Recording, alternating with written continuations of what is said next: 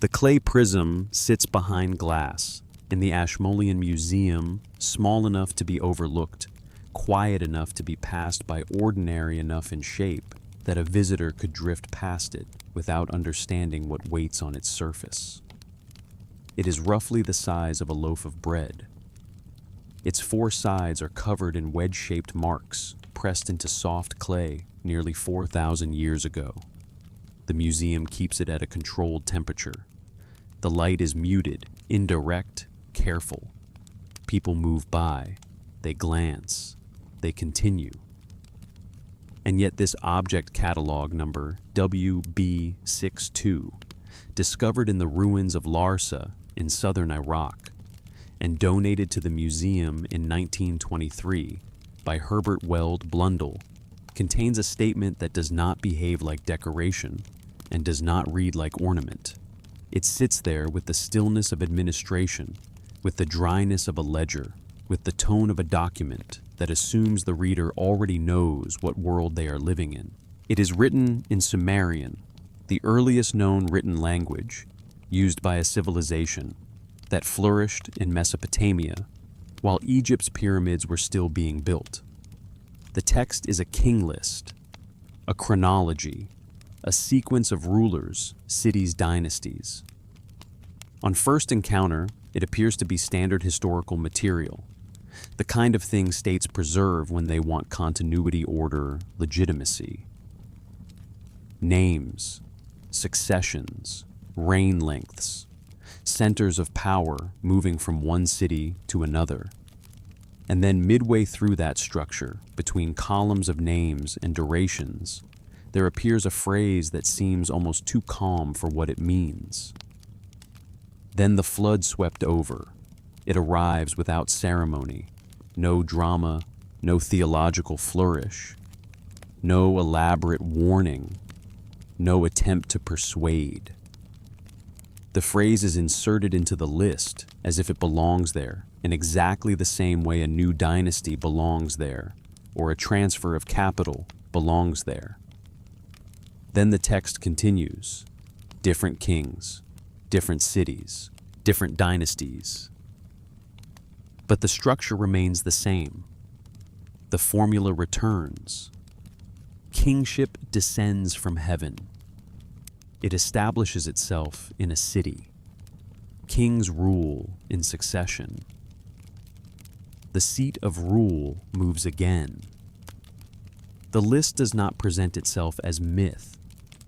That is part of what makes it unsettling. It presents itself as record.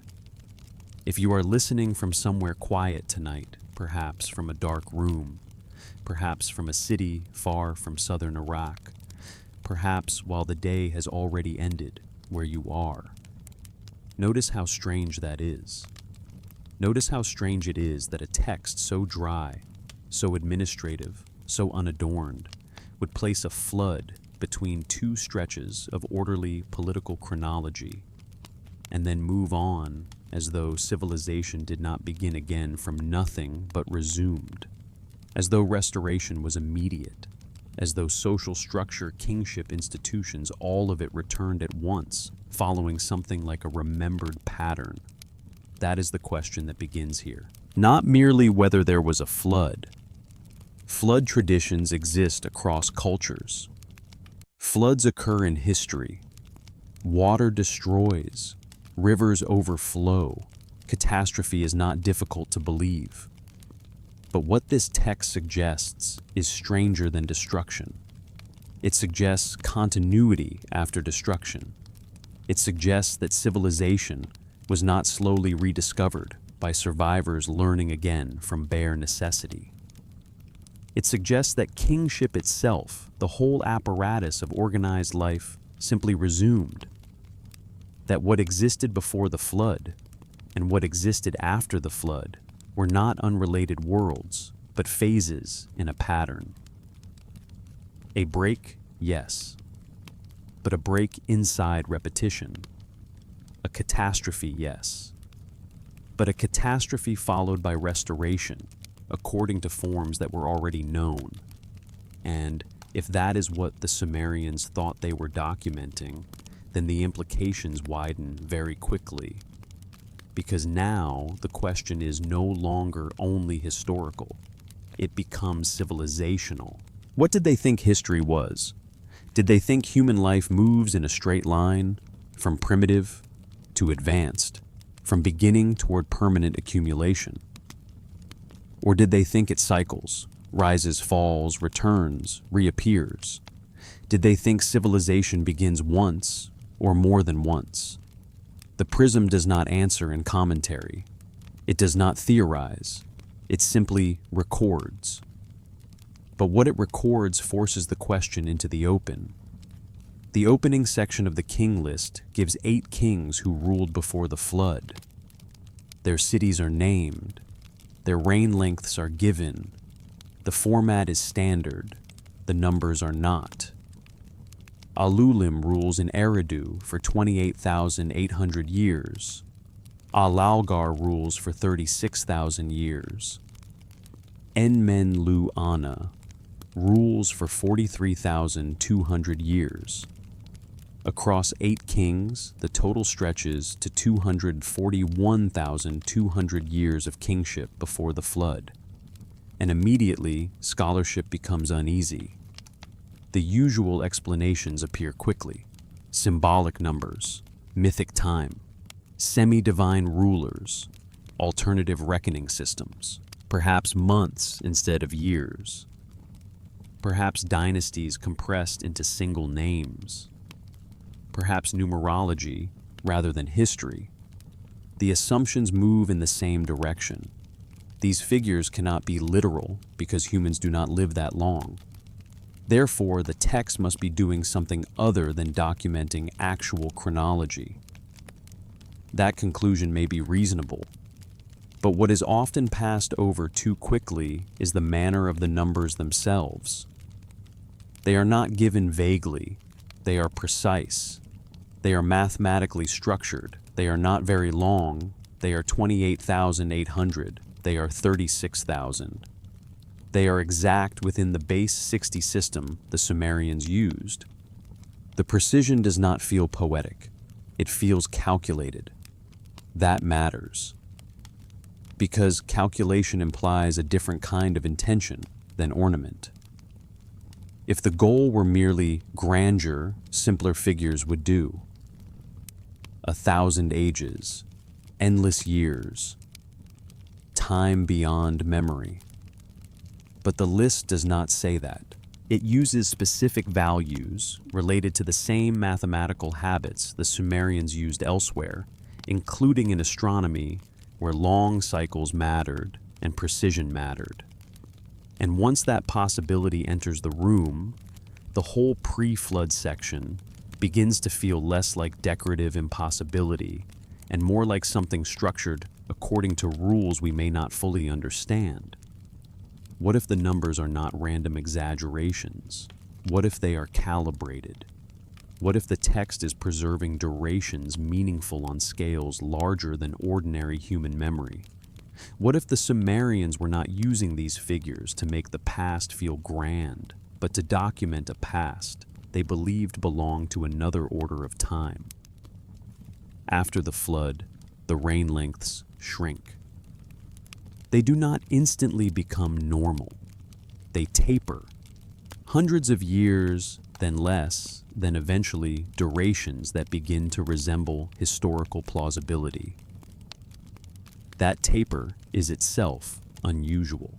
If this were simply myth breaking off into history, why the gradual descent? Why not one mode before another, after? Why the careful numerical fading from impossible to unusual to nearly familiar? The list offers no explanation. It simply records the descent. And in doing so, it leaves open a possibility that the numbers are not there to amuse or impress, but to show transition, a shift in the scale of time itself, a change in the condition under which kingship existed before and after the flood. The text does not explain. It preserves. That is how this begins. with a small prism under quiet museum light, with a phrase inserted into a king list, as if catastrophe were a chronological marker, not a mythic spectacle, with numbers too exact to dismiss comfortably, too large to accept easily, and too calmly recorded to ignore, and with a possibility that remains difficult to shake once it has been seen that the Sumerians were not inventing a fantasy about beginnings, but preserving a memory of repetition, a memory of cycles, a memory that human civilization had risen before the waters and then rose again after them, not as a new invention, but as a return. The 8 kings before the flood remain the first great obstacle, not because the text hides them, but because it states them too plainly. Alulim in Eridu, 28,800 years. Alalgar, 36,000. En-men-lu-ana, 43,200. The pattern continues with the same dry documentary tone the text uses everywhere else. No warning that this is sacred poetry. No sign that the reader should switch from chronology to metaphor. No visible border saying that here the text becomes myth and later becomes history again. The style does not change. Only the scale changes. That is why the usual explanations, although understandable, leave something unresolved. Conventional scholarship tends to move quickly past the figures, because the figures are impossible on ordinary terms. That much is obvious. But in moving quickly, something important may also be lost. The numbers are not vague, they are exact, and exactness changes the texture of the problem. 28,800 is not an emotional number. It is a computed number. So is 36,000. So is 43,200. These values belong naturally within the sexagesimal system. The Sumerians used the same base 60 structure that shaped their mathematics more broadly. That matters because the Sumerians were not mathematically careless. Their astronomical observations, their calculations of cycles, their administrative accounting, all show a culture capable of disciplined, numeric thinking. When such a culture records specific numbers, precision itself becomes part of the evidence. It does not prove literalism, but it does complicate dismissal. If the numbers were only there to suggest ancient greatness, why not use rough immensities? Why not choose broad, swollen figures designed to awe? Why embed them so carefully in a mathematical system that appears again in contexts where the Sumerians were measuring, not fantasizing? This question becomes even more interesting when one remembers how much Mesopotamian thought was oriented towards cycles, including celestial cycles. The Sumerians observed the sky closely. Later Mesopotamian astronomy would become extraordinarily sophisticated. Even in earlier periods, the habits of calculation recurrence and patterned return were already embedded in the culture's way of measuring order. If long celestial periods mattered, then numbers in the thousands and tens of thousands were not automatically absurd to them as numbers. They belonged to a scale of observation that exceeded the individual lifespan. That possibility does not solve the problem, but it shifts it. Perhaps the antediluvian rains are not meant as ordinary biographies of men living like modern humans for impossible spans. Perhaps they are tracking something else. Dynastic periods, yes, some scholars suggest that, but perhaps also something even broader. Durations calibrated to cycles, ages, structured segments of time expressed through kingship, because kingship is the framework through which time itself is organized in the text. The king list never says this openly. It simply gives the data. And perhaps that is precisely why the data continue to trouble the reader. Because they are too precise to behave like loose symbolism, and too impossible to accept without qualification. The The tapering after the flood intensifies this unease. Rain lengths do not go from impossible to ordinary in a single leap. They diminish gradually, first hundreds upon hundreds of years, then lower still. Eventually, they enter the range where historical plausibility begins to flicker. That gradual descent feels less like a sharp boundary between myth and history, and more like an attempt to register transition. Something changes at the flood. Not just location, not just dynasty. The very scale of rule changes. And this same structural pattern has a well-known parallel in another tradition. Genesis presents 10 patriarchs before the flood, with extremely long lifespans, then a post-flood decline toward normality. The resemblance is obvious and long noted. Scholarship usually explains this by influenced biblical writers adapting Mesopotamian traditions within a later theological framework. That may be historically persuasive. But even if it is true, it does not answer the more original question: where did the older pattern come from? Why did the Sumerians already think in this form? Why did they preserve a deep pre-flood duration, a catastrophic break, and then a gradual reduction afterward? The king list itself is not a theological treatise. It is political documentation. It legitimizes rule by continuity. It was copied by scribes, consulted by those for whom royal succession mattered. That makes its antediluvian section especially difficult. If the pre-flood figures were obvious fiction, even to the culture preserving them, why ground political legitimacy in them? Why attach dynasties to transparently ridiculous chronology? Why not begin where credibility begins? Unless credibility for the people preserving it lay precisely in not omitting the older record. Unless they believed these were inherited data. Unless they thought they were preserving archives, not inventing them. This possibility becomes more interesting when we look at the date of the prism itself.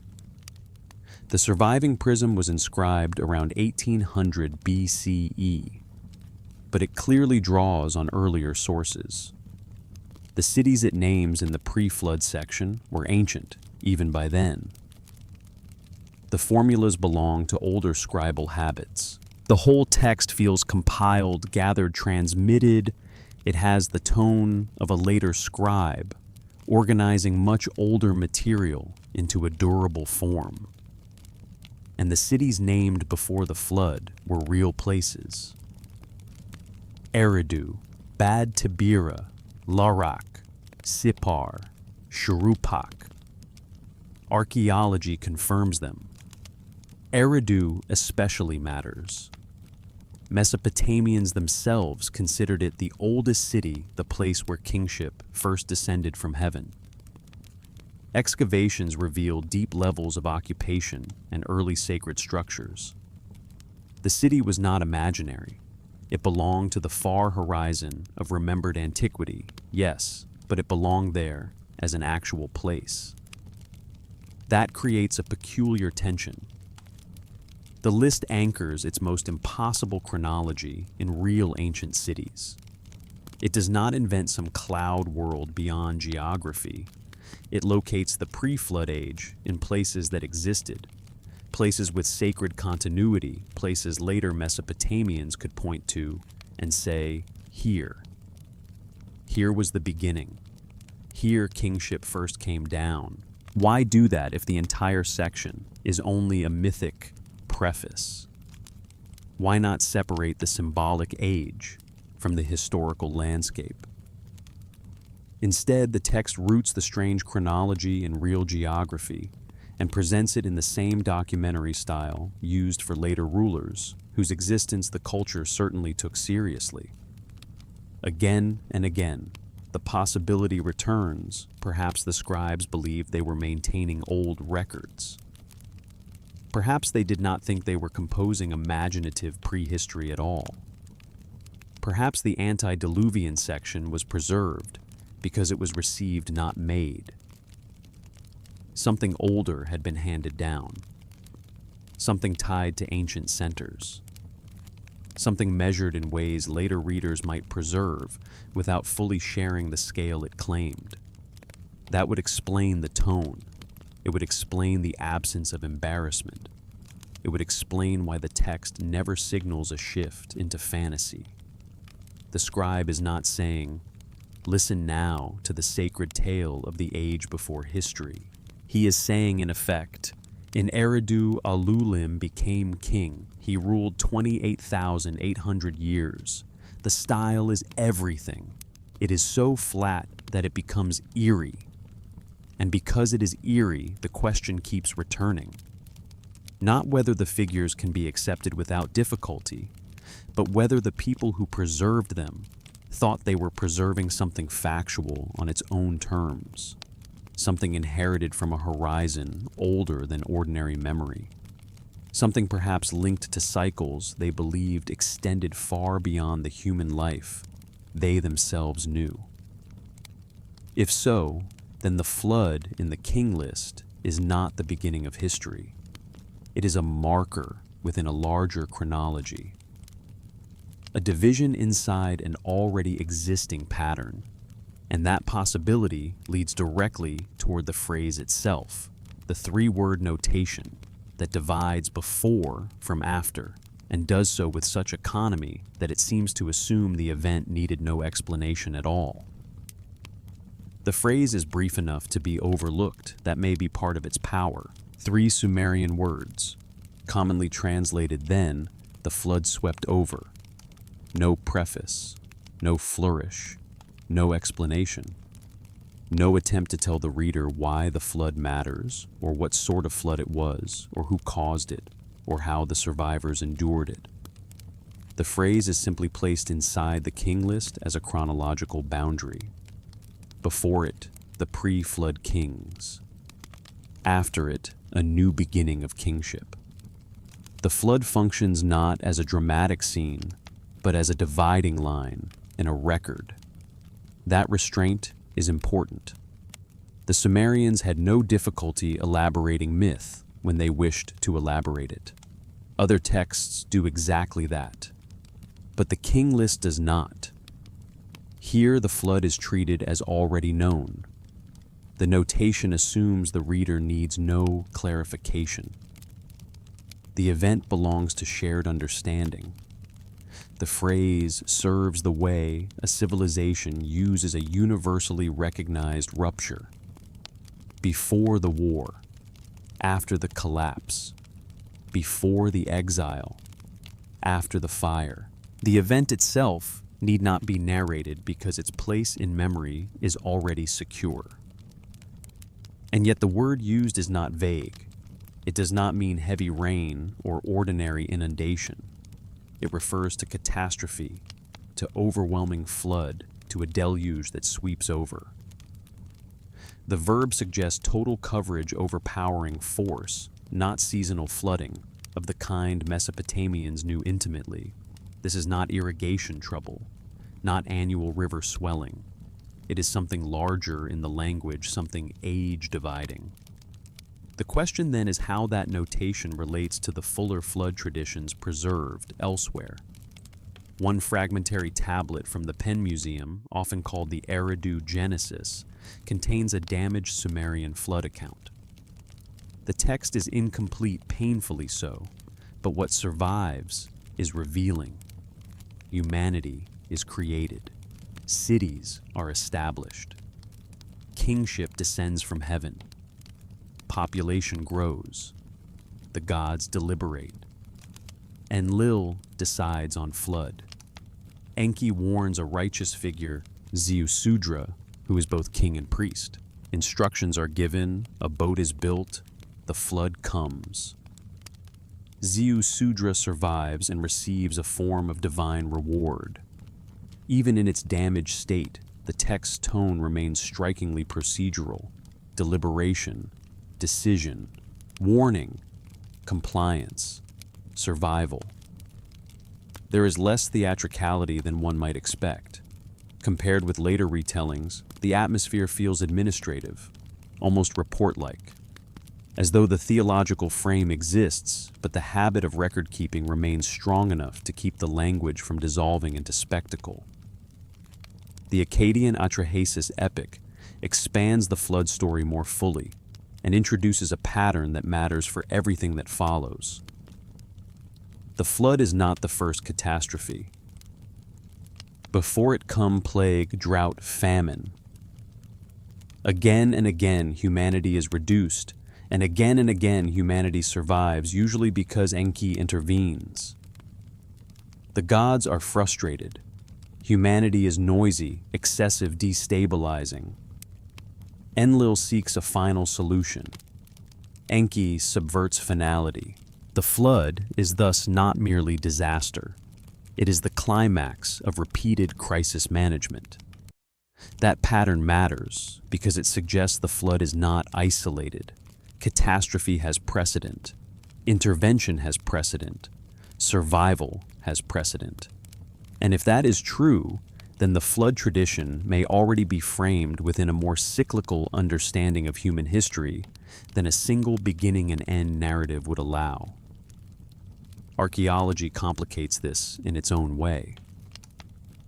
Excavations at sites like Urkish Uruk and Shurupak revealed flood deposits layers of water-laid sediment separating periods of occupation.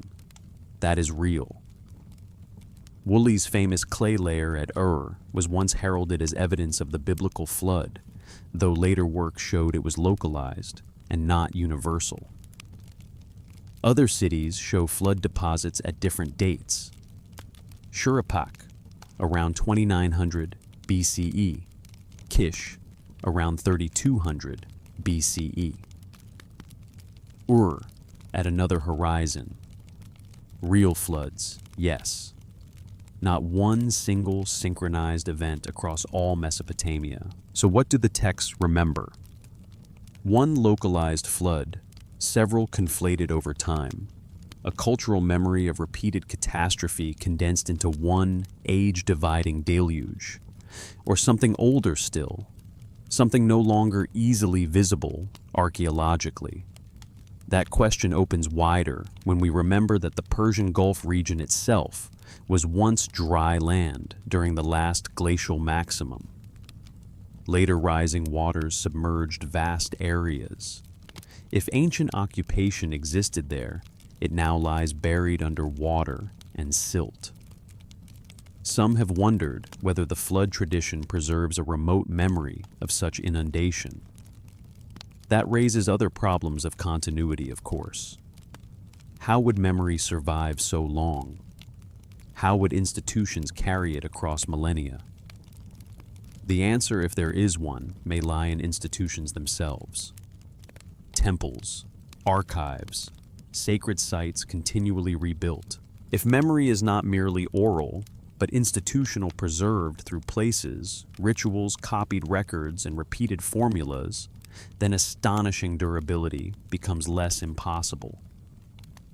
The Sumerians did not say they invented writing from nothing. They treated major arts of civilization as gifts already complete when given. That language may be mythological.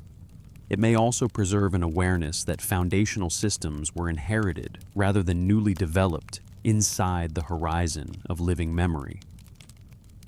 And if writing, mathematics, kingship, and sacred order were all understood as inherited, then the flood notation in the king list begins to look less like an imaginative insertion and more like archival maintenance. A scribe copying what prior records already stated. A break preserved because it belonged to the record, not because it needed embellishment. The sparseness would then make sense. Archives often preserve more than they explain. A chronicle says only what must be entered. The rest is assumed knowledge or stored elsewhere. In that light, then, the flood swept over does not feel incomplete. It feels exact. It feels like the line a conscientious scribe writes when the event is too large and too well known to require commentary inside a king list. That possibility becomes more significant when we turn to what follows the line, because the flood in these texts does not usher in a long darkness of forgetting. It does not leave humanity to slowly rediscover organization over generations. Instead, the formula restarts almost immediately. After the flood had swept over and kingship had descended from heaven, the kingship was in Kish. The phrase is almost identical to the beginning of the pre-flood section. That parallel matters more than almost anything else, because it means the flood did not interrupt the concept of kingship itself. Kingship descends again. The institution resumes. Civilization continues not as invention, but as restoration. The same pattern, the same language, the same administrative form. A new city, yes, but the same structure. And once that is noticed, the flood becomes even stranger. Not only because it destroys, but because it fails to erase the template. The pattern survives the waters. The knowledge survives the waters. Something survives that allows the world, after catastrophe, to resume in recognizably the same civilizational shape. That is not the language of beginning from nothing. It is the language of reactivation. And whatever one finally believes about the flood, about the chronology, about the status of these texts, that much is difficult to avoid. The Sumerians preserved the flood as a break between ages, yes. But they also preserved it as a break after which the order of kingship returns immediately, as though the deeper thing beneath cities and dynasties had never actually been destroyed. After the flood, kingship descended from heaven again. The repetition is deliberate. It is also one of the most revealing details in the entire text. The phrase used after the flood is not the language of slow reconstruction. It is not the language of primitive recovery. It is not the language of survivors inventing law institutions, hierarchy, writing bureaucracy, and temple organization for the first time. It is the language of restoration. The same cosmic office returns. The same institutional principle descends once more. The location changes. The form does not. That matters because the king list gives us not a story of origins, but a story of resumed order. The kingship was in Eridu before the flood. After the flood, it was in Kish. Then it moved as before, from city to city. The wording implies something astonishingly stable beneath catastrophe. Cities may be broken, ages may be divided, but kingship itself, understood as a complete divine institution, survives the rupture and is reestablished with the same authority it possessed before. In Mesopotamian thought, kingship was not a human invention. It was not a social contract arising gradually from practical need. It was something that came from above. When the texts say it descended from heaven, they do not merely mean that later rulers liked divine rhetoric. They mean that kingship was conceived as a fully formed institution, with protocols, powers, offices, responsibilities, and symbolic weight independent of any one man. The king occupied a pre-existing office. He did not invent it. That becomes crucial after the flood. Because if kingship comes back immediately, then so too must the knowledge required to enact it. A kingdom cannot function with only a king.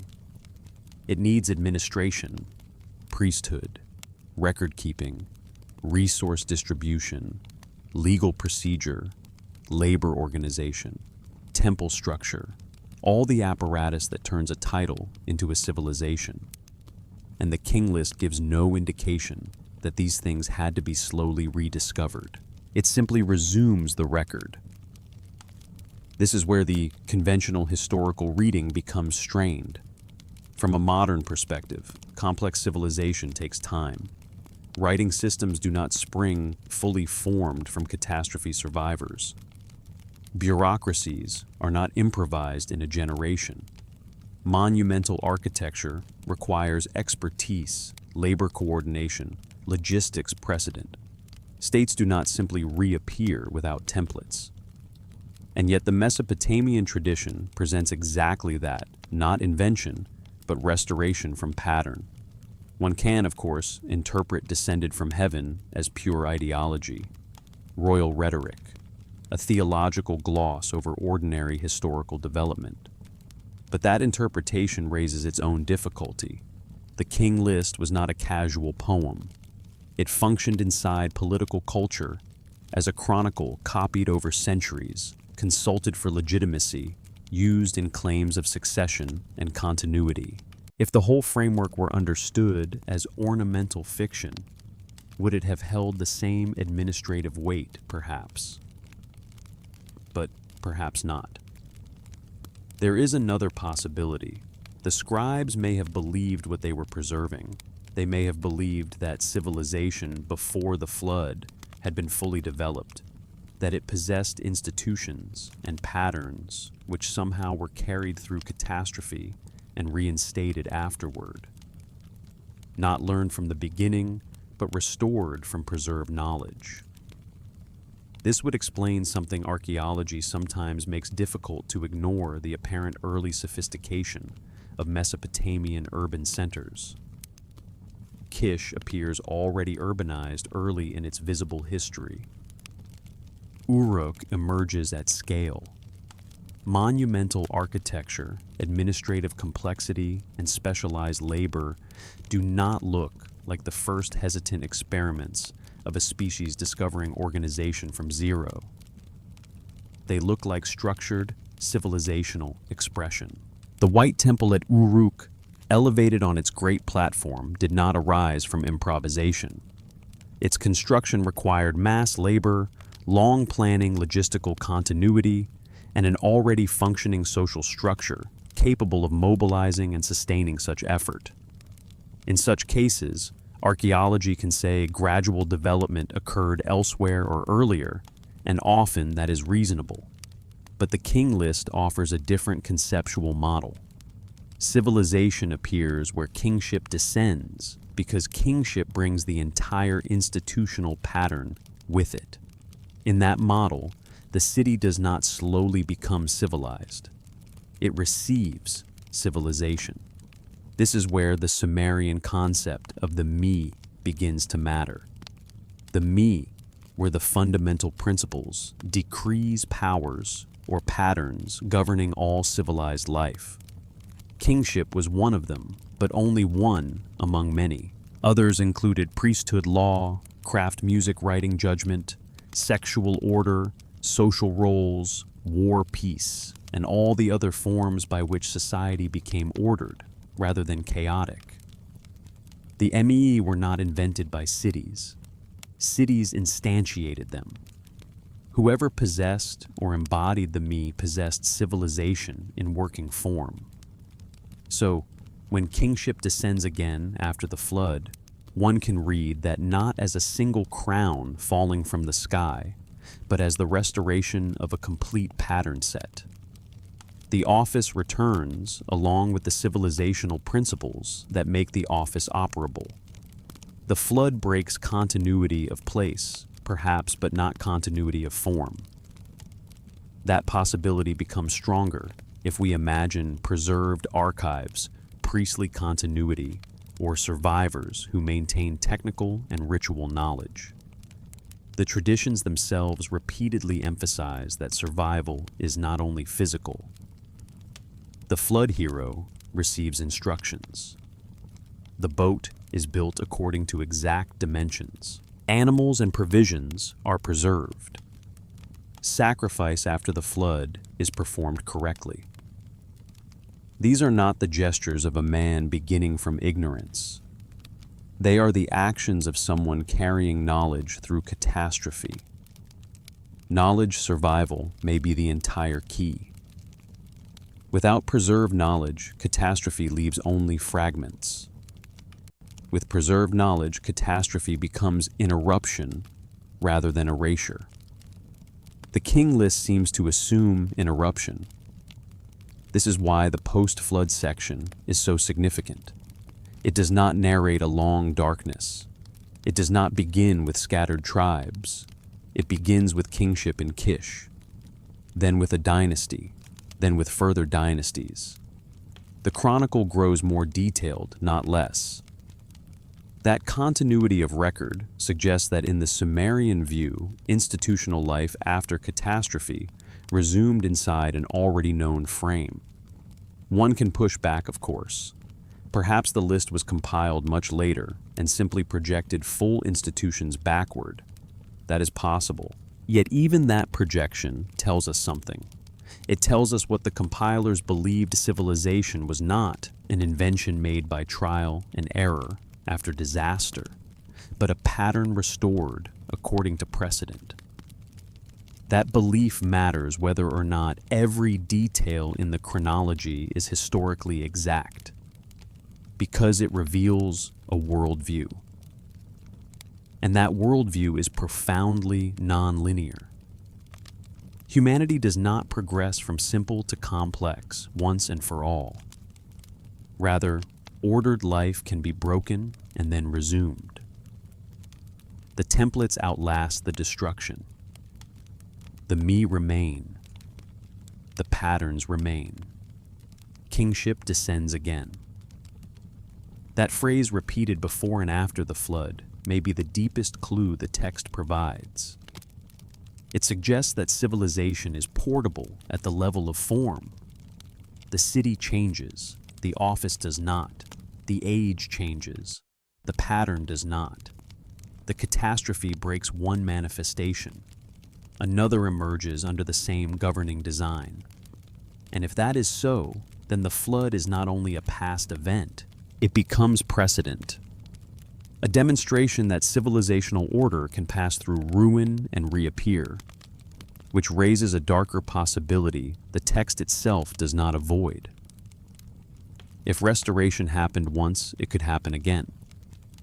If civilization can be resumed from preserved patterns, then history is not simply a line moving forward. It is a sequence of rises, collapses, and reactivations. What matters most is not permanent material continuity, but whether the knowledge of the pattern survives the next rupture. That may be why the Mesopotamians preserved so much with such intensity. Not because archives were merely administrative conveniences, but because archives' rituals and scribal traditions were the means by which civilization itself could be brought back when the waters, or whatever follows the waters, came again. This is where the pattern of catastrophe begins to widen beyond the flood itself.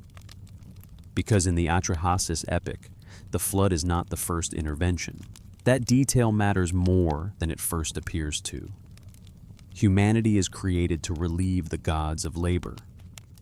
The younger gods had done the heavy work of maintaining order, digging canals, supporting the world's infrastructure, enduring the burden of civilization's foundations, and they rebelled. Humanity enters the picture as a solution, a delegated labor force. Already, the story is administrative before it becomes catastrophic. There is a problem in the system, a workforce crisis, a redistribution of burden. Then humanity multiplies. Then humanity becomes noisy. Not only noisy in the trivial sense, though the text says that too, but noisy in the deeper Mesopotamian sense of disorder, pressure, excess, imbalance. Enlil cannot sleep. The peace of the ordered cosmos is disturbed. The gods act. First plague. Humanity survives. Then drought. Humanity survives. Then famine. humanity survives. Only after these repeated failures of reduction does Enlil turn to flood. This sequence is easy to miss if one reads only for the final catastrophe. But the sequence changes everything. It means the flood is not an isolated divine outburst. It is the terminal point in a chain of repeated corrective attempts. Catastrophe, then, is already cyclical inside the text. Intervention recurs. Humanity persists. Pressure builds again. Intervention returns. That is not linear history. That is pattern. Enki's repeated role is equally important. Each time a reduction is sent, he finds a way for humans to endure. He advises, he protects, he preserves through knowledge. Worship this God, seek this water, build in this way, act according to instruction. Survival comes not from brute luck, but from preserved understanding. The one who knows the pattern can endure the phase of destruction. Then comes the flood meant to be total. The gods even bind themselves by oath not to warn humanity. Final means final. Yet Enki still finds the loophole. He speaks to the wall. The man hears. The boat is built. The dimensions are precise.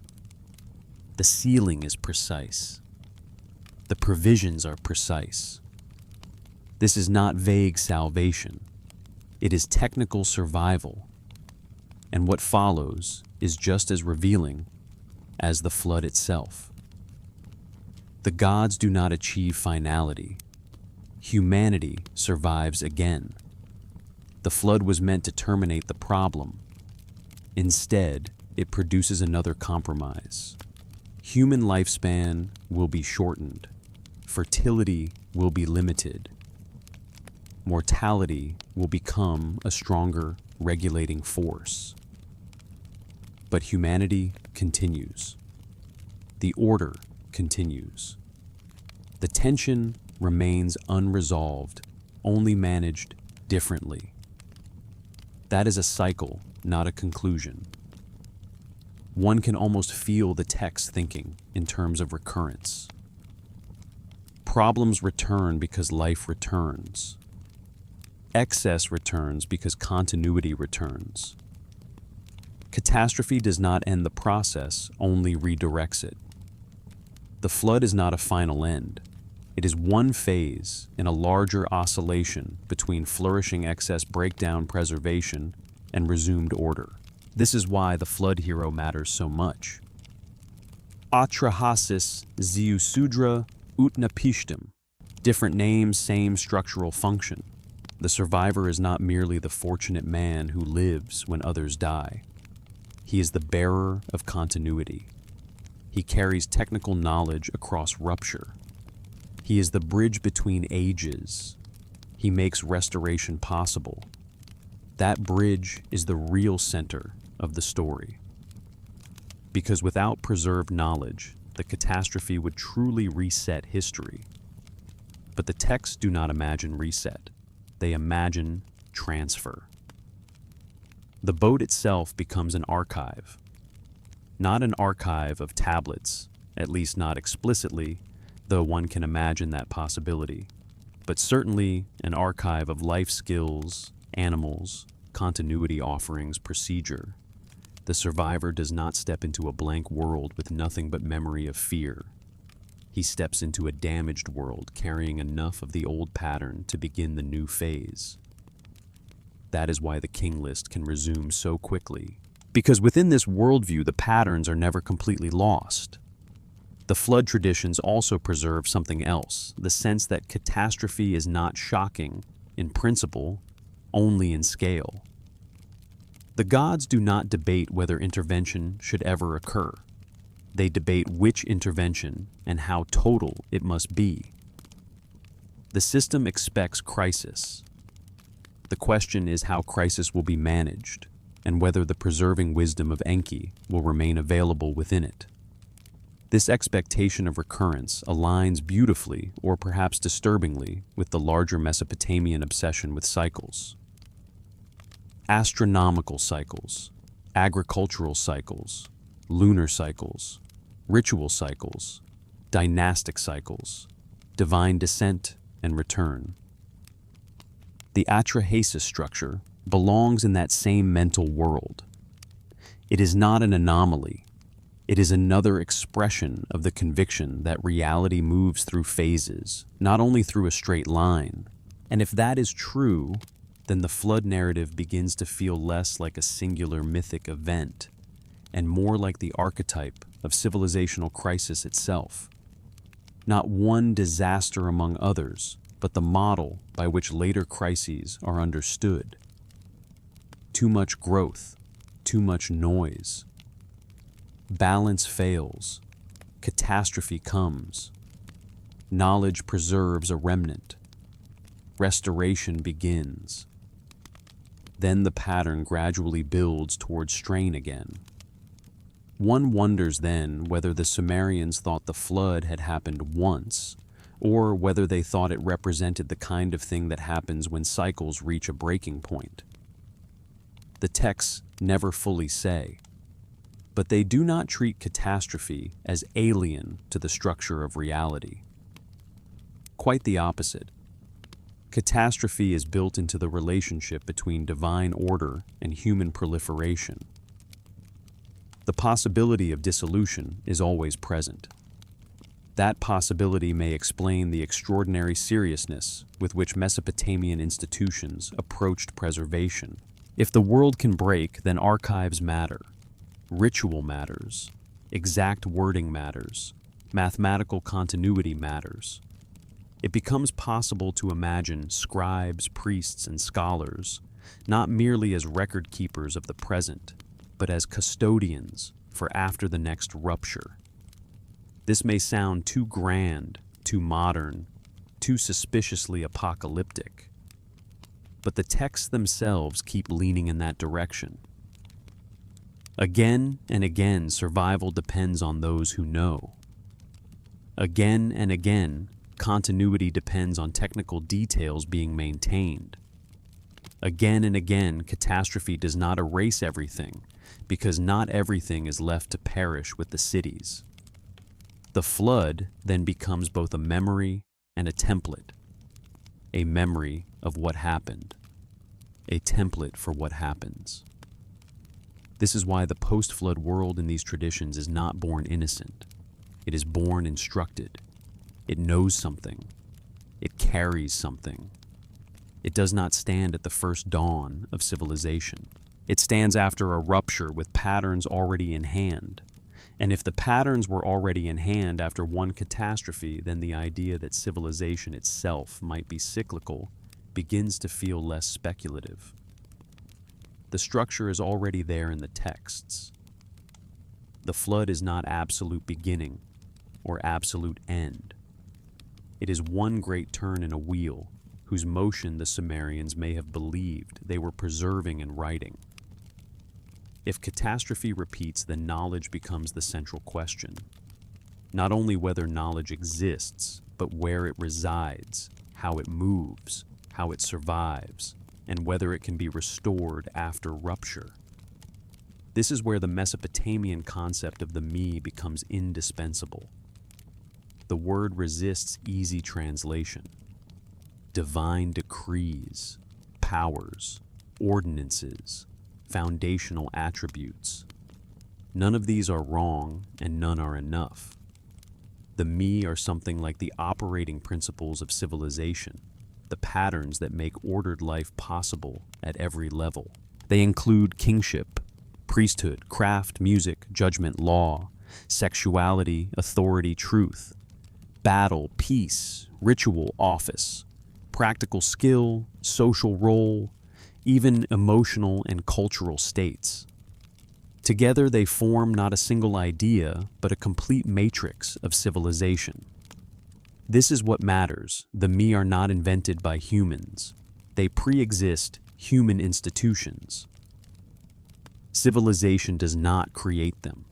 Civilization receives them instantiates them, carries them, loses them, regains them. That is already a cyclical model.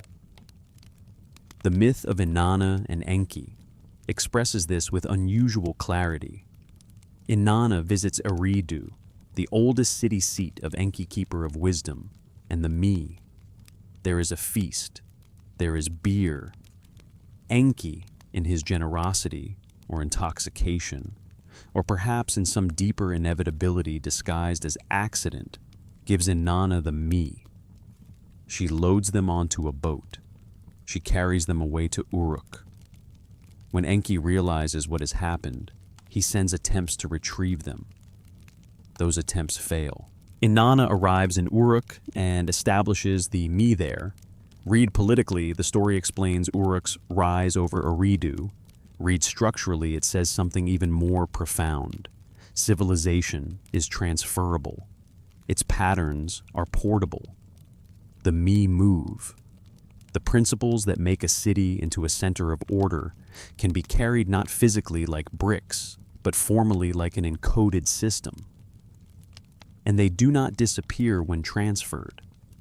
This matters too. The MEE are not exhausted by movement. They can be active in more than one place.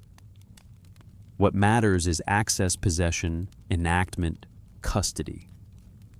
Civilization, in other words, is not identical with its material embodiment. It depends on pattern information that can survive the destruction or abandonment of a particular city. That distinction changes everything. Because if the material city falls, but the me remain accessible, then restoration is possible. If the temple burns, but the ritual patterns survive, the temple can be rebuilt. If dynasties end, but kingship, as me remains kingship, can descend again. If a civilization collapses, but the operative principles are preserved in text ritual, memory training, then civilization has not been annihilated at the level that matters most. It has been interrupted. This is why the flood traditions and the me traditions belong together. The flood destroys manifestation. The me preserve form. The survivor crosses catastrophe not only with animals and provisions, but with enough of the old pattern to restore ordered life.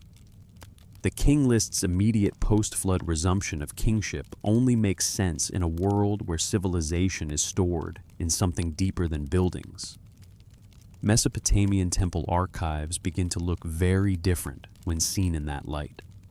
They are not only houses of worship or administrative storage, they become repositories of patterns. Mathematical tables, lexical lists, legal precedents, liturgies, myths, technical instructions, all copied and recopied with obsessive care.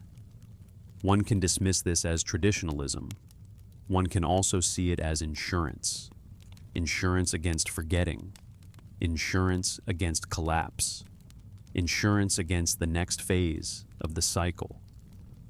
The precision of preservation begins to make sense if the me, or whatever practical equivalent of them one chooses to emphasize, are understood as eternal forms temporarily embodied in cities and institutions. A scribe copying an old tablet is not merely transmitting literature. He is keeping a civilizational principle legible for future restoration. A priest performing a ritual is not merely commemorating tradition. He is maintaining alignment with an order that outlasts any one historical moment. The same is true of language itself. Sumerian remained a scribal and sacred language long after Akkadian became the common spoken medium. That persistence may look conservative or artificial, but from the inside it carries another meaning. If the old knowledge is embedded in an old language, then preserving the language becomes part of preserving the pattern. Translation may distort. Simplification may forget. Better to maintain the ancient forms exactly than risk losing access to what they preserve. Mathematics shows the same logic. The sexagesimal system, awkward for some everyday purposes, remained powerful for astronomical and computational ones.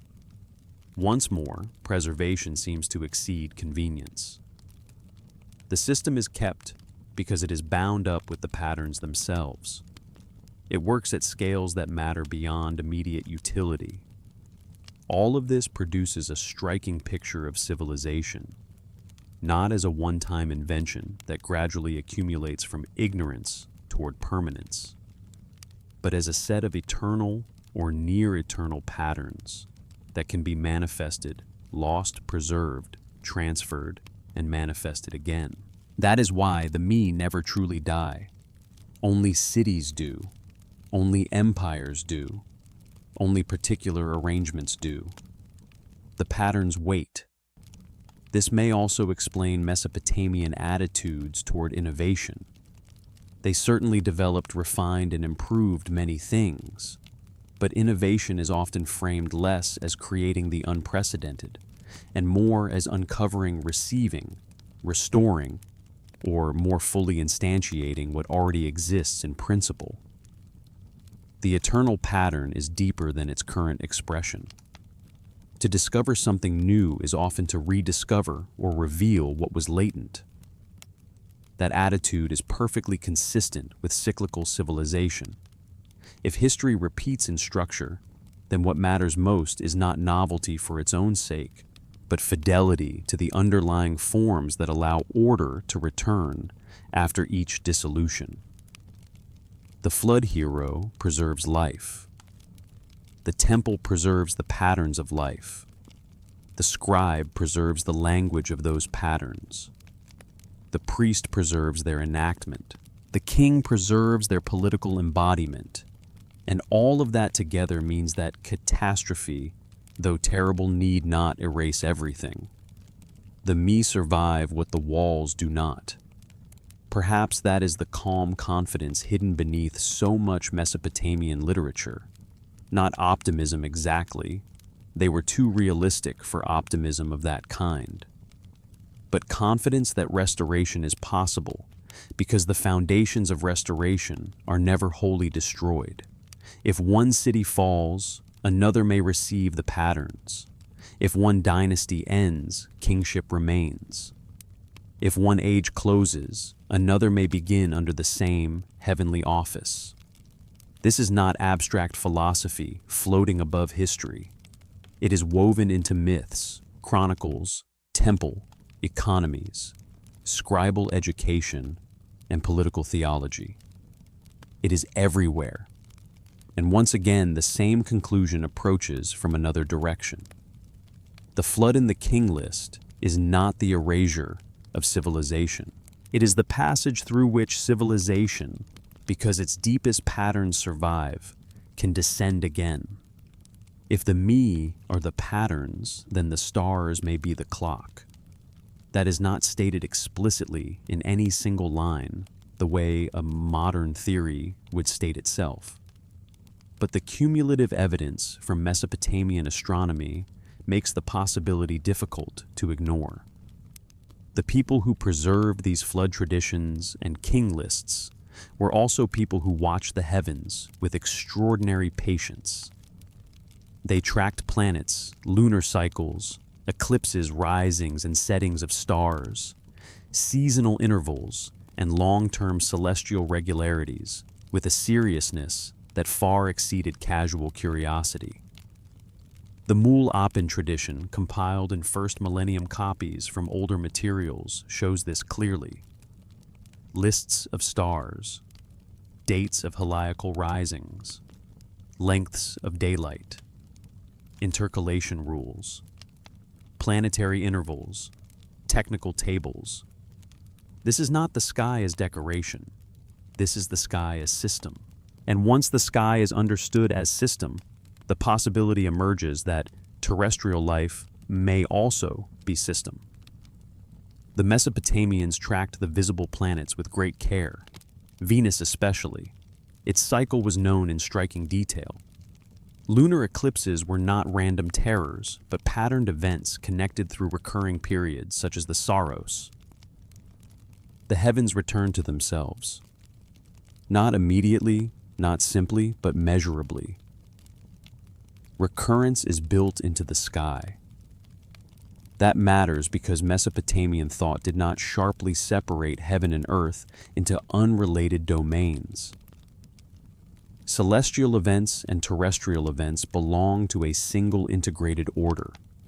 Omens operated on that assumption. Astronomical diaries operated on that assumption. Ritual calendars operated on that assumption. If heaven moves in cycles, then the life of cities may do the same. This is where the long numbers in the king list begin to look stranger still. Some scholars have argued that the Sumerians did not explicitly know the precession of the equinoxes. Others suspect they may have preserved related numbers without naming the mechanism in modern terms. What matters here is not proving a specific astronomical theorem.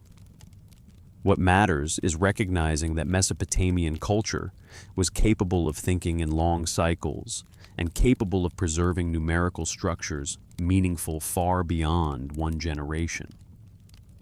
A civilization that tracks great celestial rhythms is already living in a different relation to time. Not only annual time, not only dynastic time, potentially age-scale time. And if age-scale time matters, then the antediluvian rains may no longer look like random impossibilities. They may look like durations attached to a different kind of reckoning, one in which kingship stands in for larger periods, or one in which political chronology is encoded in a framework already shaped by cosmic cycles. This possibility becomes sharper in the Omen series Enuma, Anu, and Lil, where celestial observation is linked to events on Earth. Eclipses, planets, stellar positions, atmospheric signs, all are treated as significant for kingship weather, war, and social order. From a modern standpoint, this is divination. From the Mesopotamian standpoint, it is pattern recognition within an integrated cosmos. They were not simply projecting meaning upward. They were reading correlation within a total system. If so, then their obsession with astronomical continuity may have had a practical end beyond calendar keeping. Watch the cycles, preserve the data, compare generations, look for recurrence. If great disturbances correlate with certain phases, then astronomy becomes not only ritual knowledge, but survival knowledge. The flood traditions themselves sometimes hint at celestial timing. The Gilgamesh flood account contains specific temporal cues, divine signs, storm riders, fixed times. Nothing there proves a modern astronomical theory, but it does suggest that catastrophe was not thought to be wholly disconnected from the larger patterned world of omens and cosmic timing. Then there is the institutional side of the matter. Astronomical records were copied over long periods. Observations outlived the observers. No one person would witness the completion of the longest cycles. This means the work only makes sense inside a culture committed to inheritance across generations. Data are kept because the future needs them. Precision is maintained because later readers may recognize patterns invisible now. This is the logic of archive extended to the sky. And once that logic exists, one can begin to imagine how a cyclical view of civilization would be sustained. If stars return to positions, if eclipses recur, if Venus disappears and returns, if equinox points slowly shift across vast spans, then it is not difficult to see how a culture might come to believe that earthly order also rises and falls according to larger rhythms. The heavens do not move randomly. Why should kingship? This is not to say that Mesopotamian scribes sat with a modern theory of repeated global civilizations. That would be too crude. But it may well be that they understood time in layered cycles and saw human institutions as participating in those cycles, not escaping them. The annual ritual calendar already compresses this structure. Each year repeats creation, restoration, fertility, decline, return. Agricultural seasons make it visible. The moon makes it visible. Venus makes it visible. Political succession makes it visible. Flood and restoration make it visible at the great civilizational scale. The same form everywhere. Presence and absence. Ascent and descent. Order and dissolution. Return. That may be why their preservation systems were so elaborate. Oral tradition alone is fragile over very long spans, but oral tradition embedded in ritual, backed by writing, reinforced through temple practice, and synchronized with celestial observation, becomes extraordinarily durable. Knowledge can survive, not because one perfect archive is never destroyed, but because the pattern is stored redundantly in text, in performance, in architecture, in sacred site, in calendar, in schooling. This is a profoundly resilient civilizational design if one expects catastrophe. And perhaps expectation is the right word. The Mesopotamians did not behave like a people who thought stability was permanent. They behaved like a people who expected disruption and therefore devoted enormous effort to continuity mechanisms. Their texts, rituals, and astronomical traditions all suggest that the question was not whether patterns would recur, but whether anyone would still know how to read them when they did. The antediluvian figures then may belong to that same horizon of thought. Not merely mythic inflation, but encoded duration. Not necessarily transparent to us now, but structured enough to suggest relation to larger periodicity. The flood becomes a hinge between ages. Kingship descends again, not because history restarts from scratch, but because the pattern turns and the template is activated once more. This does not prove that human civilization literally repeats in the strongest possible sense, but it does show that the Sumerians preserved a worldview in which repetition at multiple scales was fundamental. The sky repeated, the year repeated, fertility repeated, kingship repeated, catastrophe repeated, restoration repeated. And if all of that is so, then the ancient records do not merely ask whether the flood happened. They ask whether we ourselves understand history far too narrowly when we imagine it as a line instead of a rhythm. The rhythm is not only in the stars, it is also in the gods. Inanna descends and returns. Dumuzi dies and returns. Cities fall and rise. Kingship moves and returns. The same pattern appears again and again, not always with the same scale, not always with the same emotional texture, but with a constancy that becomes impossible to dismiss as coincidence. Presence, absence, return.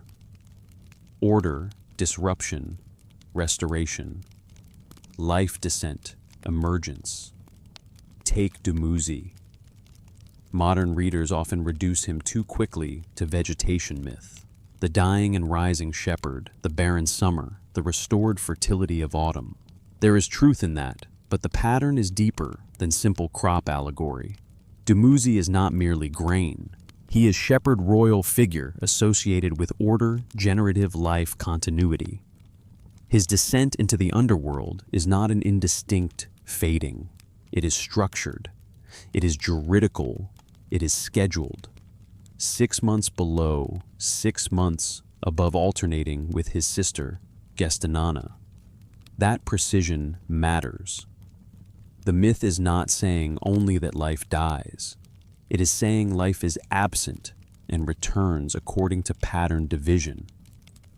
The world does not move randomly between presence and absence. It moves according to order. That same idea appears in Inanna's descent with even more intensity. She goes below. She is stripped at each gate. She is judged. She is fixed, killed, suspended. Then through substitution and negotiated return, she rises again. The underworld is not chaos. It is structured absence. The return is not miracle without condition. It is reinstatement through law, exchange, procedure. Again, the pattern is formal. That matters, because if the Mesopotamians were merely telling stories about death, they had simpler ways to do it. But again and again they narrate return as a regulated phase within a larger cycle, not endless life, not final death. Recurring alternation. This same alternation is reflected at the level of the year, of course. Summer and drought, autumn and renewal. But once more, the myths do more than mirror farming conditions. They train perception. They teach that reality itself operates through recurring withdrawal and reappearance. That loss is not always terminal.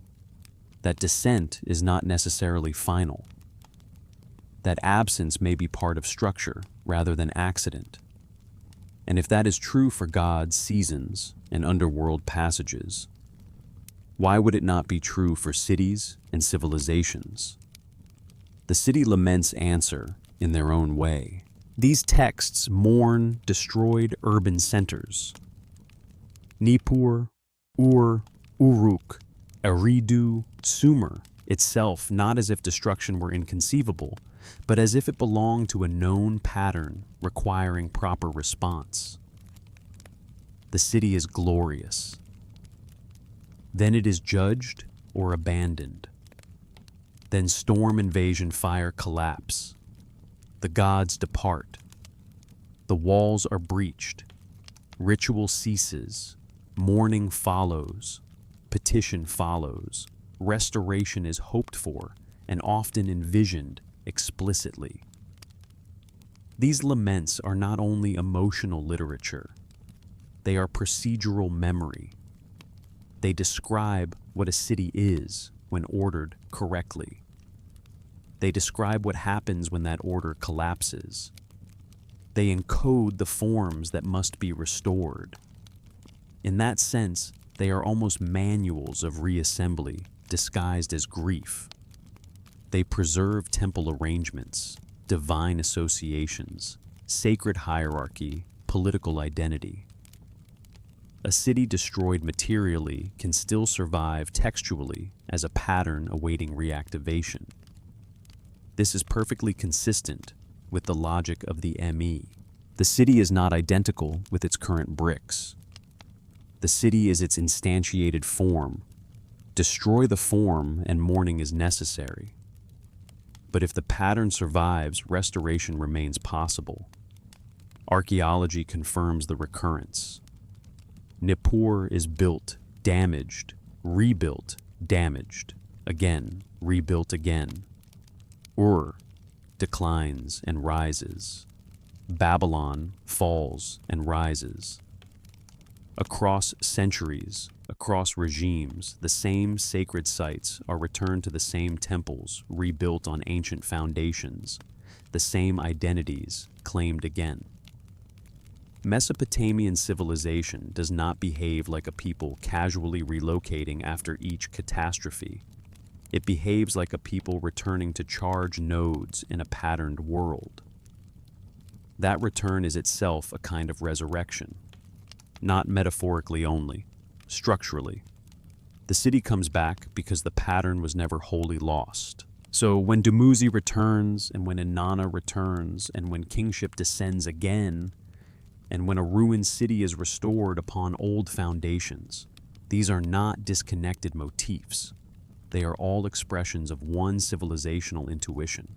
Existence is not secured by permanence of matter, but by persistence of form across phases of disappearance. That intuition reshapes the flood as well. The flood is no longer a singular aberration, but the largest expression of a universal rhythm already visible everywhere else. The world withdraws, the world returns. The king list records the great political version. Myth records the divine version. Ritual records the annual version. Agriculture records the seasonal version. Astronomy records the celestial version. Each scale mirrors the others. This is why the Mesopotamian view can feel at once pessimistic and strangely hopeful. Pessimistic because nothing manifested is guaranteed to last. Cities fall, gods descend, kingship moves, order dissolves. Catastrophe comes. Hopeful because dissolution is not the end of the pattern. Return is built in. If the forms are maintained, if the knowledge survives, if the rituals continue, then what is absent can be made present again. That may be the deepest meaning of ritual itself in this culture. Ritual is not remembrance of one-time sacred events. It is participation in recurring sacred process. One does not merely remember Dumuzi's return. One helps enact the pattern by which return remains possible and intelligible. One does not merely commemorate cosmic order. One renews it. This is why neglect is so dangerous in Mesopotamian thought. Forgetting the pattern is more dangerous than losing the building. A ruined temple can be rebuilt if the form is known. But if the form is forgotten, restoration becomes impossible. The same may be true of civilization itself. And this brings us back inevitably to the possibility that what the Sumerians were preserving in king lists and myths and rituals was not just story, but operating memory.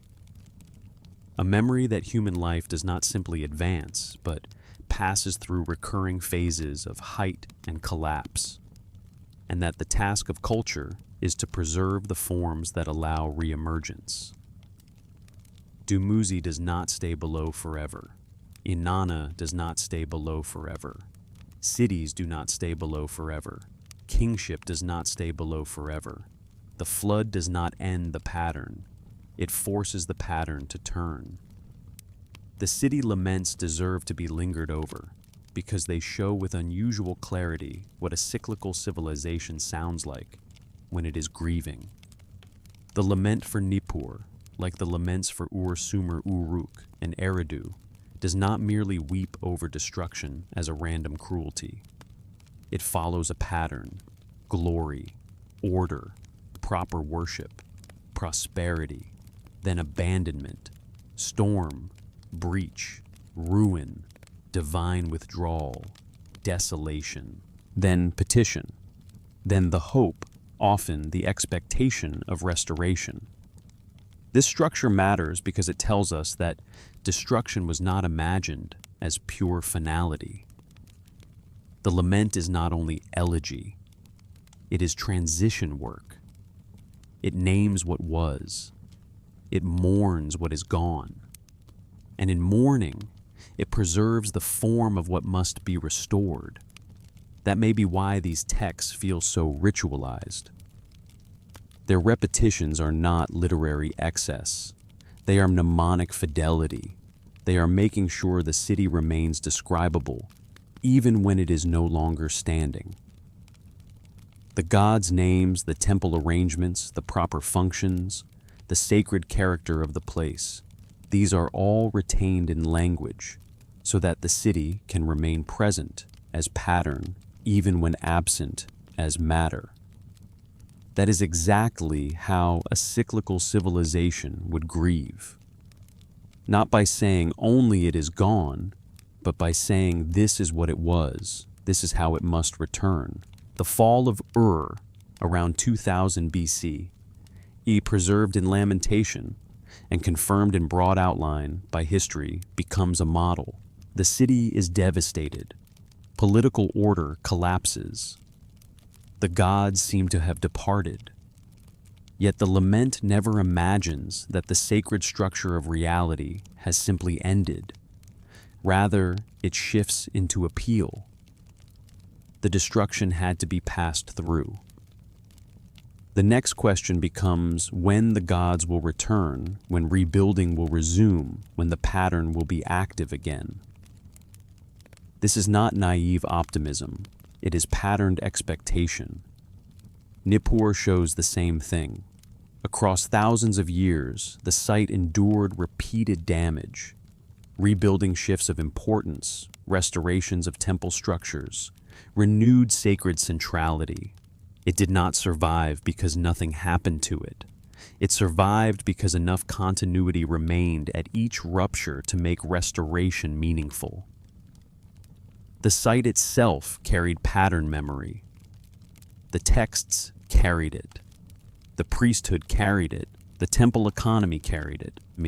Even ruins became placeholders for return. This way of thinking also explains something that otherwise looks odd. Why rebuild in the same places, on the same foundations, again and again, even after catastrophe? From a purely pragmatic viewpoint, another site might sometimes make more sense. But for the Mesopotamians, sacred geography mattered because pattern was attached to place.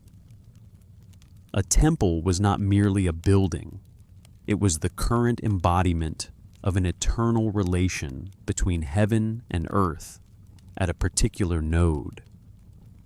To abandon the node entirely would be to abandon access to the pattern concentrated there. So cities rose again where cities had fallen, not because people lacked imagination, because they were following forms. This repeated restoration at the urban level mirrors exactly what the king list claims at the civilizational level after the flood. The flood is simply the greatest lament and the greatest rebuilding. The same logic holds. Ordered life is broken. The patterns survive. The seat of kingship is restored. Civilization returns. The old Babylonian revival, after the fall of Ur III, the later Neo-Babylonian restorations, the Assyrian claims to rebuild ancient temples according to ancient plans, all of these historical phenomena begin to look less like mere antiquarianism and more like a deeply rooted conviction that legitimacy lies in restoration of correct forms. To rule well is not to invent endlessly. It is to align present power with the ancient, enduring patterns. This conviction is the opposite of modern progressive self-understanding. For us, legitimacy often comes from novelty reform rupture with old forms. For Mesopotamia, legitimacy more often comes from fidelity to forms that descend from beyond the present. The eternal matters more than the unprecedented. The successful city is not the one most original, but the one most correctly aligned. That alignment is what survives the fall. This also explains why temple institutions remain so powerful. They were not simply religious centers in the narrow sense. They were continuity machines. They maintained rites archives, education economic reserves, sacred geography, and inherited forms of order. Palaces rose and fell faster. Empires came and went. Temples endured because they served the deeper pattern. And from that perspective, the city laments become more than poems of sorrow. They are preservation devices. A city may be physically reduced to dust, but if its lament survives, if its form is remembered, then it has not been completely erased from the cycle. It can still return. This is perhaps the emotional core of Mesopotamian civilization. Not simple fatalism, not passive acceptance of disaster, but disciplined awareness that destruction is part of the pattern and that human responsibility lies in preserving what allows restoration afterward. That is why archives matter. That is why ritual matters. That is why foundation deposits matter. That is why copying old texts matters. That is why rebuilding ancient temples exactly matters. All of it is one answer to catastrophe. Not prevent it, absolutely. Preserve through it. The same logic reaches back into the flood traditions. The flood hero survives because he knows. The city survives because its forms are remembered. Kingship survives because it descends again as the same institution. The me survive because they were never reducible to any one manifestation. The stars survive because the heavens keep cycling above human ruin. Everything converges on the same point. Reality is not permanent in manifestation. It is resilient in pattern. And if the pattern is preserved, then destruction is not the end of history, but the trough before another rise. From that angle, the Mesopotamian laments are almost startlingly modern in their deepest question, though not in their answer. They ask, in effect, what must be remembered so that after devastation, a world can be made again? Their answer is not innovation from nothing. It is restoration from preserved forms. And that preserved form, whether one calls it the me-sacred order civilizational template or simply inherited structure, is what their entire culture seems designed to carry across time. Across flood, across empire, across ruin, across forgetting. The annual New Year festival. The Akitu may be the clearest ritual expression of everything the texts imply. Not because it explains the cycle directly in modern language, but because it performs the cycle so openly. For 12 days, Babylon, and in related forms other Mesopotamian centers, entered a ritual sequence in which cosmic order was dissolved, reasserted, and renewed. This was not mere pageantry. In Mesopotamian understanding, ritual did not symbolize reality from a safe distance. Ritual operated on reality. To perform the right acts at the right time, in the right order, was to keep the world aligned. On the fourth day, the Enuma Elish was recited. Creation itself was spoken again, not as ancient memory only, but as active reordering. On another day, the king was stripped, humiliated, reduced, forced to confess before Marduk. His regalia were removed. His office was suspended. Then it was restored. The lesson is unmistakable. Authority descends, is removed, is reauthorized. Kingship is not self-generated. It must be renewed. Then, the divine statues from across the land were gathered. The assembly of the gods was reenacted. Destinies for the coming year were fixed. Marduk departed the city and returned. The city passed symbolically through divine absence and back into presence. Sacred marriage ensured fertility. Creation was renewed. Order was made present again. That is a cycle, and not a hidden one. It is annual, public, enacted. Why do this every year? If creation happened only once, and if order remains secure by default? The most plausible answer is the Mesopotamian one, because order does not remain secure by default. It tends toward decline. It must be periodically renewed. Without reenactment, maintenance fails. Without maintenance, chaos advances. This is the flood logic in miniature. It is the city lament logic in miniature. It is the Inanna and Dumuzi logic in miniature. Dissolution, absence, humiliation, darkness, then reinstatement, return, reauthorization, fertility, restored order. The Akitu teaches the cycle not by explaining it abstractly, but by making everyone live through it in ritual time. The king feels it, the priests perform it, the city witnesses it.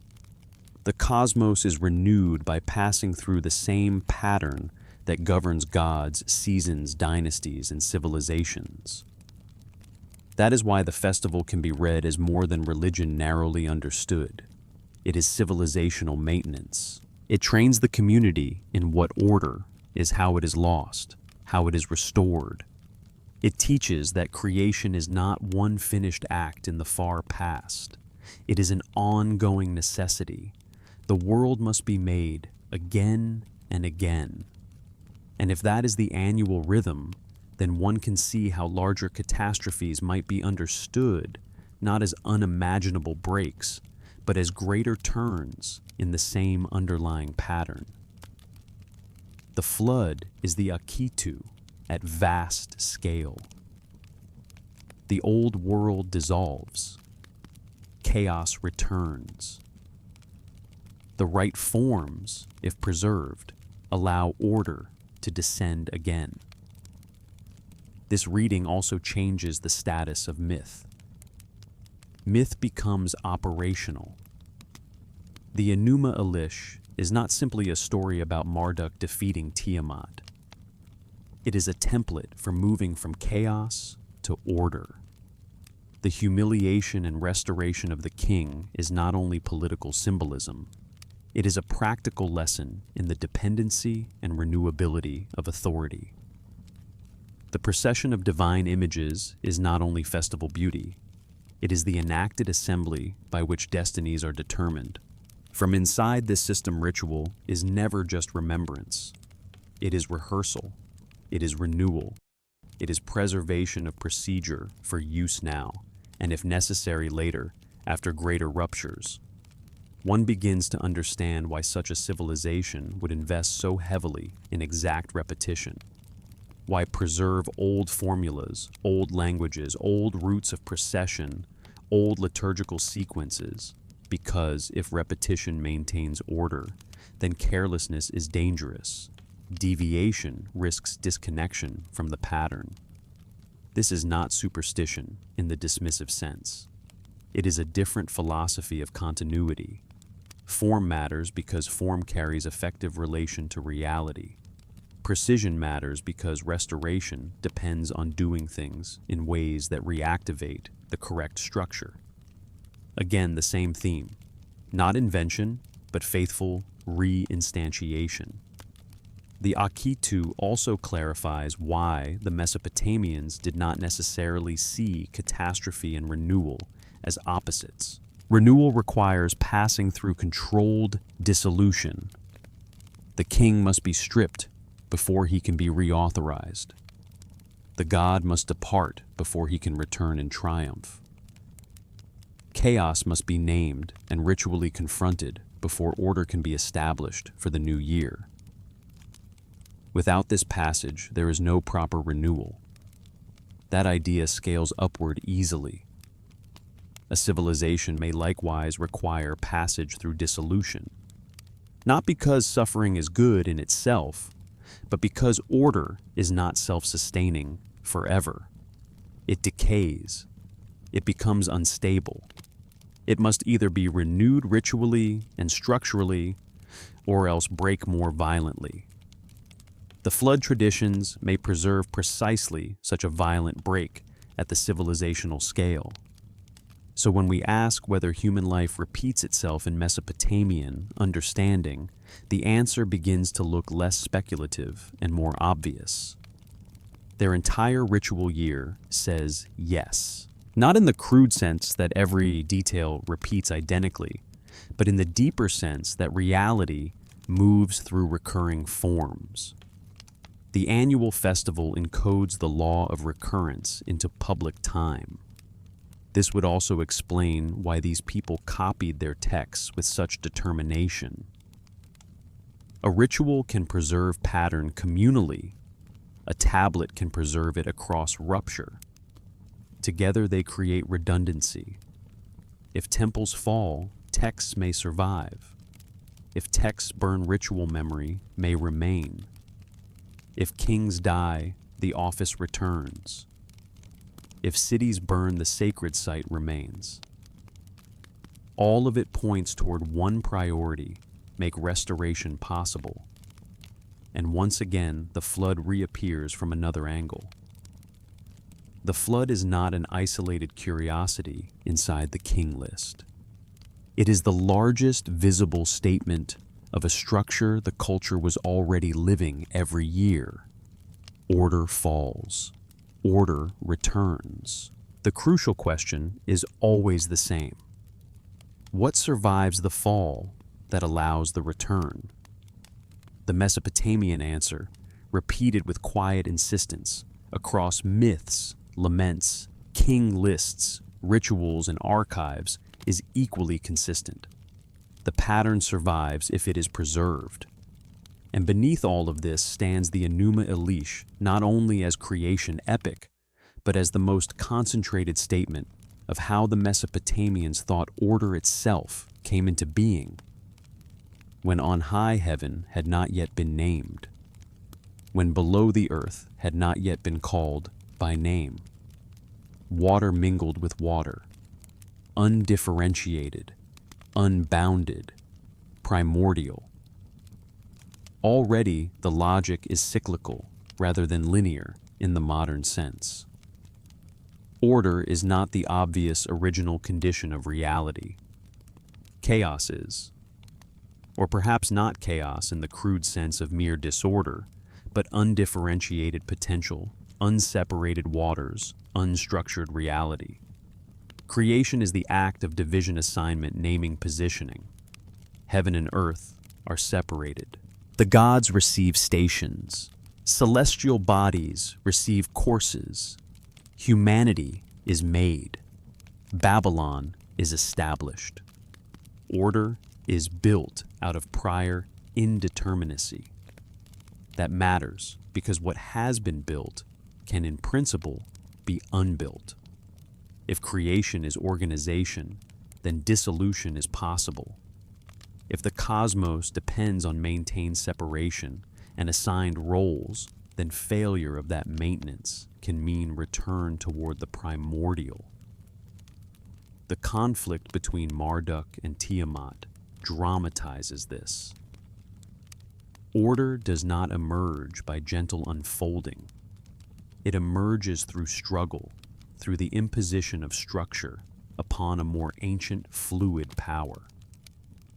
Tiamat is not annihilated into nothing. Her body becomes cosmos. Chaos is reorganized, not erased. The possibility of return, then, is never completely absent. The primordial remains the material from which the ordered world is made. That is why the epic had to be recited again and again. Creation was not safely behind them. It had to be renewed. This is perhaps the deepest key to Mesopotamian cyclical thought. The world is not a stable machine wound once and left to run. It is a maintained order perpetually threatened by disintegration, requiring ritual kingship, divine favor, correct structure, and human participation to remain itself. The line between cosmos and chaos is held not guaranteed. If that is true, then the flood traditions become even more intelligible. A flood is not merely weather. It is the return of undifferentiated water over ordered land. It is Tiamat rising in a sense against city boundary, canal, field temple, and throne. It is decreation. The flood sweeps over because sweeping over is exactly what chaos does to differentiated order. And if flood is decreation, then post-flood restoration is recreation. That is why kingship descends again. That is why the city can be rebuilt. That is why the same formulas return. That is why the texts feel less like stories of singular disaster and more like documentation of a repeating law. Cosmos emerges from chaos, falls toward chaos, and must be made cosmos again. Humanity's role inside the Enuma Elish also becomes clearer in this light. Humans are created to relieve the gods of labor, yes, but that labor is not trivial. It is the work of maintaining the ordered world. Ritual service, agriculture offerings, administration, temple life. All of it belongs to the maintenance of the created cosmos. Human civilization is not an incidental side effect. It is part of the machinery of order. This means civilizational collapse is never merely political from a Mesopotamian perspective.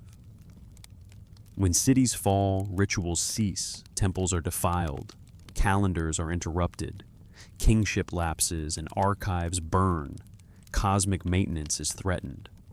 The fall of a city is a local event and a cosmic event at once. The city laments understand this perfectly. They do not describe only ruined walls. They describe disturbed order between heaven and earth.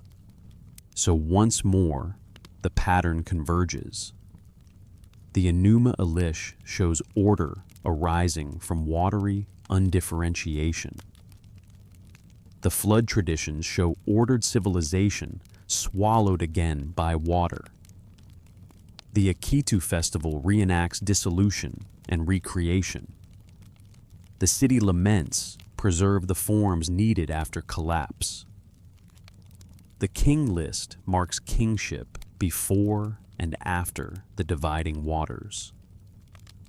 The myths of descent and return place gods themselves inside the same rhythm. The stars trace repetition overhead, and the me endure beneath every temporary manifestation.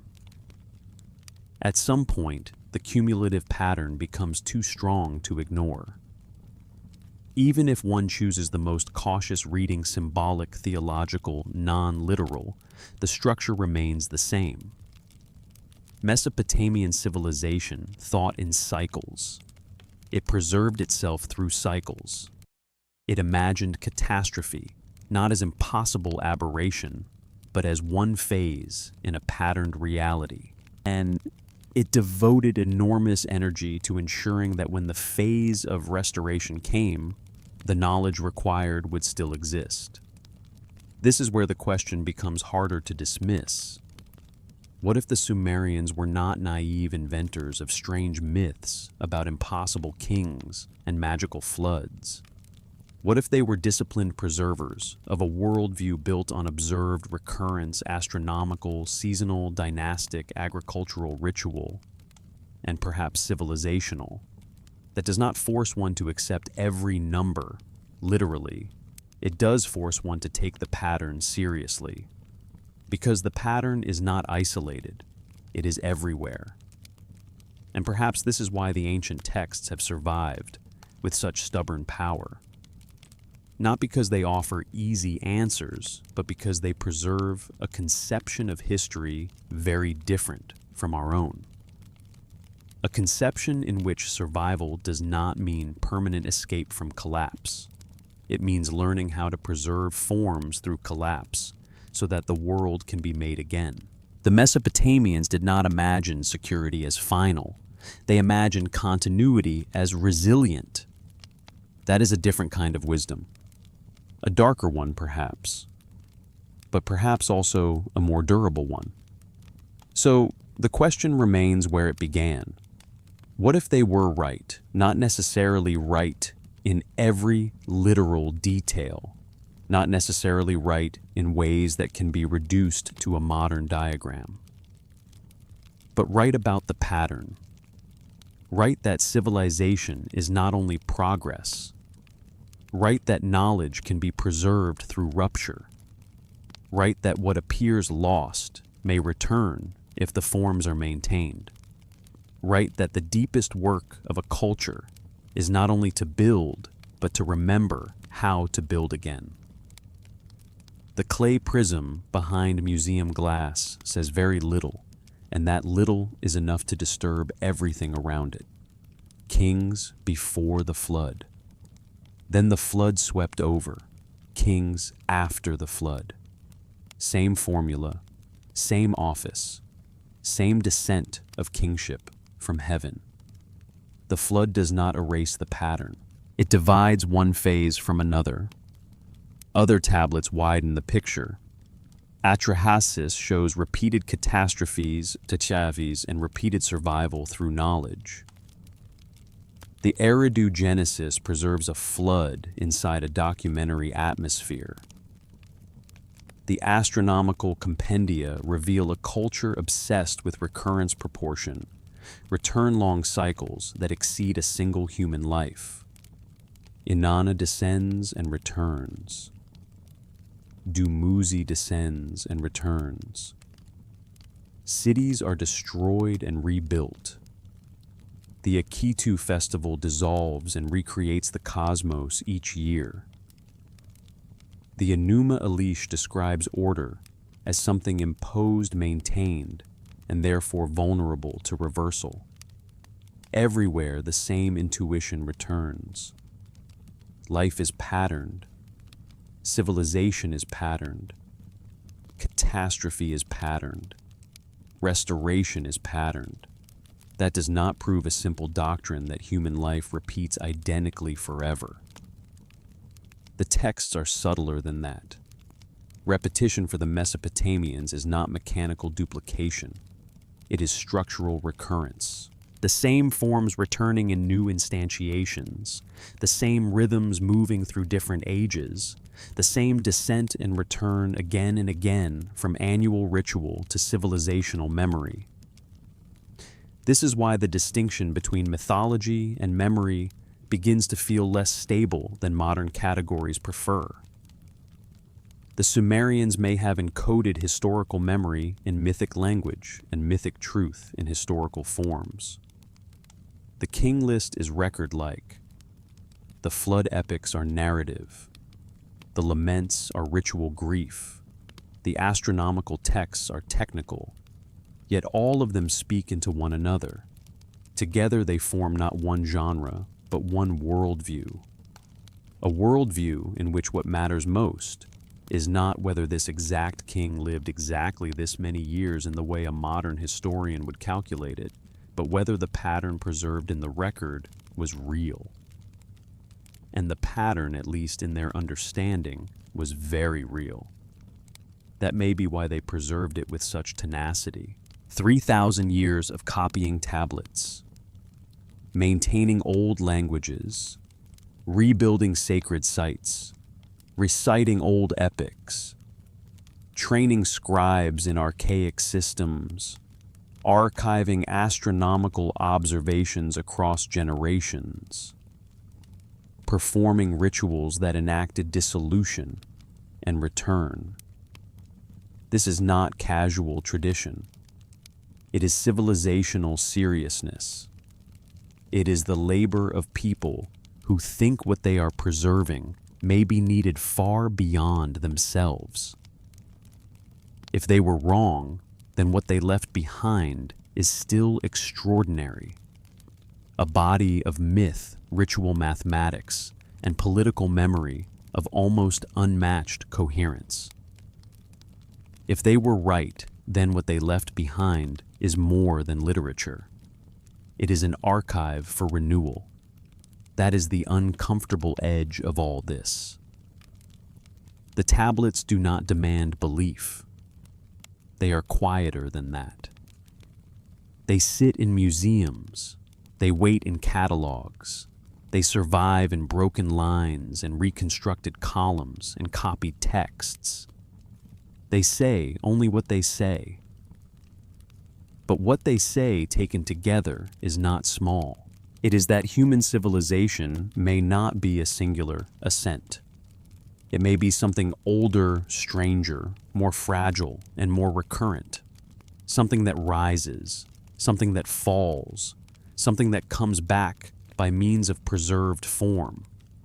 And perhaps that is why the Mesopotamians looked both backward and upward with such intensity.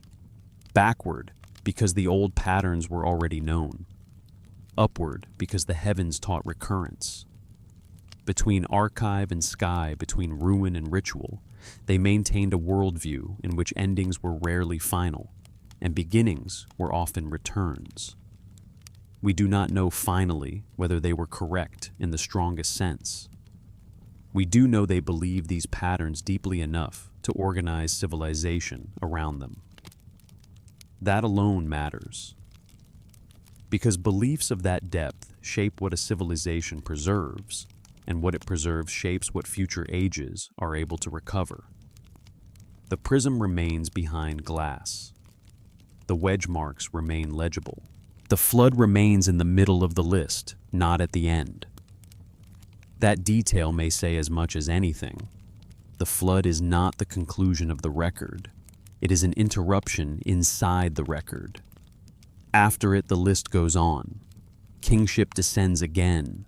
The city changes. The pattern does not. And perhaps that is the most haunting possibility the Sumerians leave us with. Not that everything returns exactly, but that enough returns for continuity to survive catastrophe. Enough returns for civilization to stand up again. Enough returns that what feels unprecedented may in fact be another turn in something very old fact, be another turn in something very old. The texts do not close the question. They keep it open. They keep it open across 4,000 years. And in that open question there is both warning and consolation. Warning because what has risen can fall. Consolation because what has fallen may rise again if the knowledge survives. So the final question does not disappear. It only becomes quieter, deeper, more difficult to ignore. If human life repeats itself not as exact duplication, but as civilizational cycle, then what are archives for?